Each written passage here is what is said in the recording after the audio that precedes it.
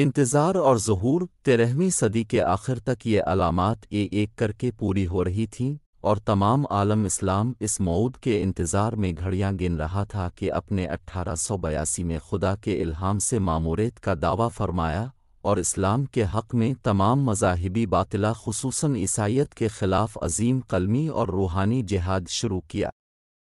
جس کی وجہ سے اس دور کے علماء نے اقرار کیا کہ اسلام کے 1300 سال میں ایسی خدمت کسی نے نہیں کی اور آپ کو فتح نصیب جرنیل قرار دیا۔ جماعت کی بنیاد 30 مارچ 1889 کو اپنے ایک جماعت کی بنیاد رکھی اور پیشگوئیوں کے مطابق اس کا نام جماعت احمدیہ رکھا، جس کے ابتدائی ممبر 40 تھے اور اب کروڑہ تک اس کی تعداد پہنچ چکی ہے۔ نشانات آپ کی تائید میں اللہ تعالیٰ نے غیر معمولی آسمانی اور زمینی نشانات دکھائے، جن میں خصوصیت کے ساتھ 1894 میں چاند سورج گرہن اور 1902 میں طاعون کا نشان قابل ذکر ہے۔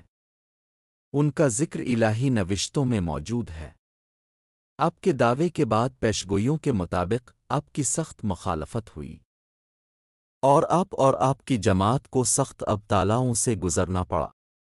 مگر وہ بتدریج اپنی منزل کی طرف بڑھ رہی ہے، اور اب دنیا کے 190 سے زیادہ ممالک میں جماعت احمدیہ کی مضبوط شاخیں قائم ہو چکی ہیں۔ خلافت احمدیہ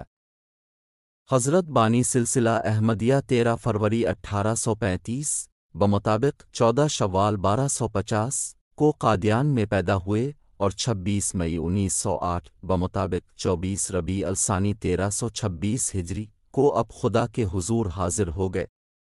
آپ کے بعد جماعت احمدیہ میں خلافت کا سلسلہ جاری ہوا۔ 1947 میں تقسیم ہند کے بعد جماعت نے اپنا مرکز ربوہ پاکستان میں بنایا۔